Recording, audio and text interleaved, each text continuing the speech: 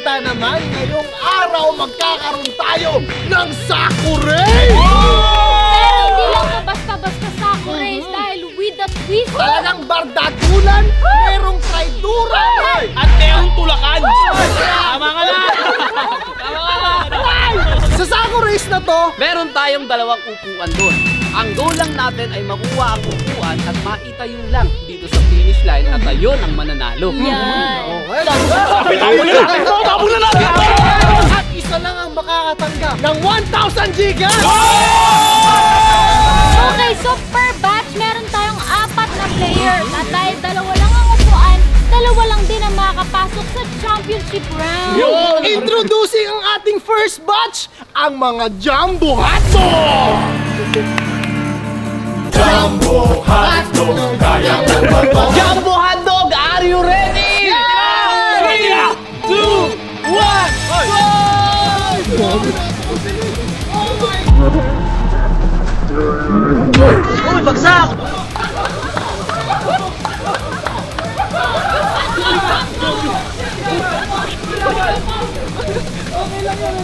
Ayan na mga kaibigan!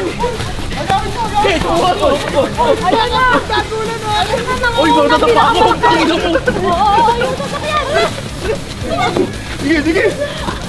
Hoy!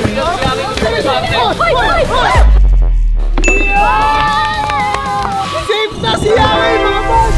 O dito, bantay ako! Huwag mo pamalisin yan! Ano? Huwag mo pamalisin yan!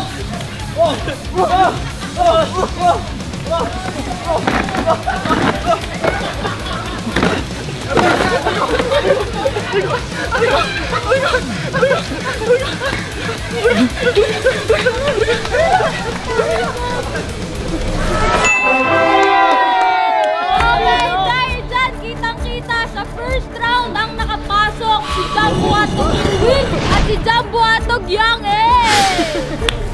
Let's move forward sa second round. This is the lightweight division. Siyempre, andyan si Laming, andyan si Bon, andyan si Bostoni, at wala nang iba kundi si Balong. Pagkabilang kong 3, 1, 2,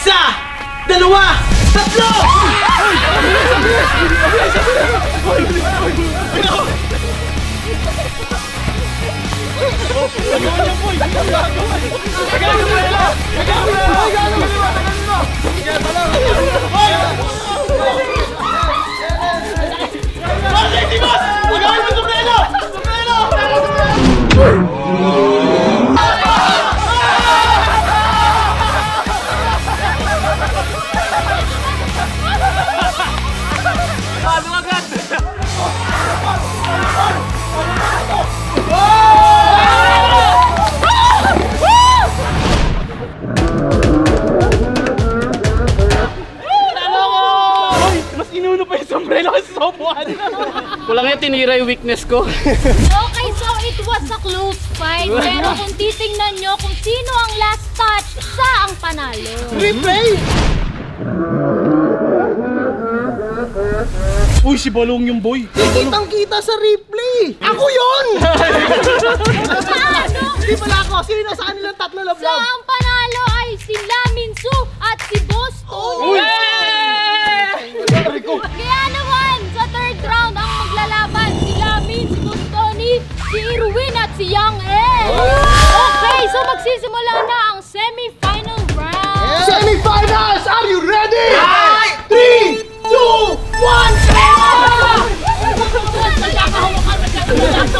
dito mga kaibigan nagkakatayan! Hoy, ano yun? Hoy, bawal yan! Last yan! Last yan!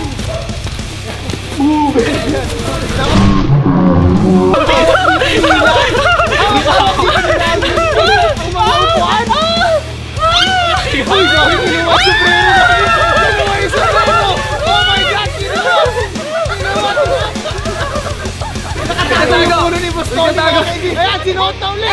May towers na ulit! Uy, napagaw taga-abang! Uy!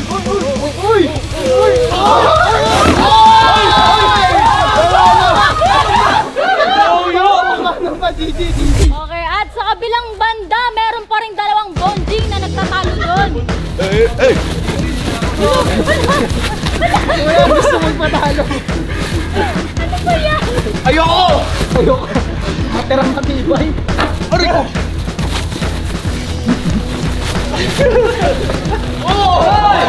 Okay, tamo! Idol!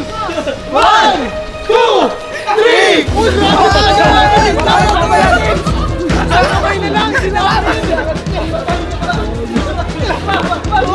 1, 2, 3! Kinakaladkad mga kaibigan!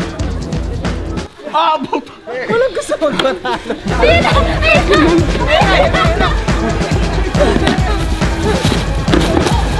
Lalaban ako! Hindi pa pwede to!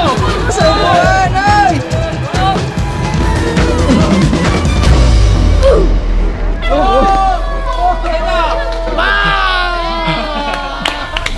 Okay, so, sa round na yon ang last touch si Boss Tony, pero Uy! nakita nyo naman nakalabas ang isang paa. Uy! Bawal yun. Bawal pala yun! Dahil dyan, si Boss Tony ay disqualified! At panalo si Yang E. Yes! Okay, magsigawan para sa championship round! Simulan na dahil nawawalan na ng araw. In 3, 2, 1, Go!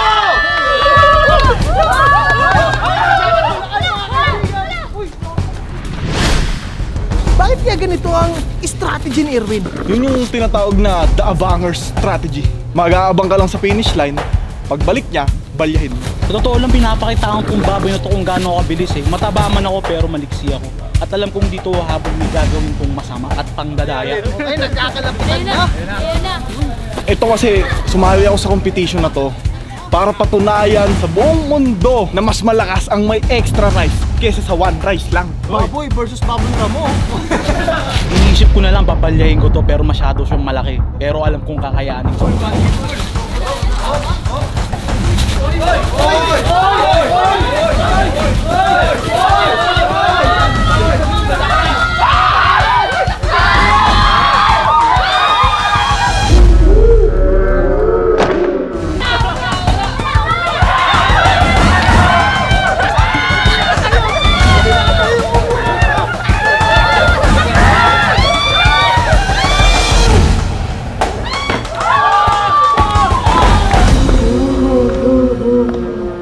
Anong naisip mo? Paano mo nabaliktad ang mundo? Nung nahawakan ko yung upuan at naipatayo ko, naisip ko na lang, mag-e-extra rice ako mamaya. Anong reaksyon mo nung natalo ka?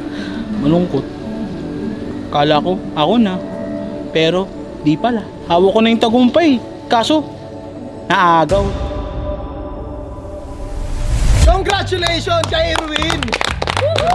At sa susunod na larong Fiesta Part 3, comment down below kung anong gusto niyong laruin namin. Pisikalan, patalinuhan, padiskartihan, lahat yan nandito. Iyan!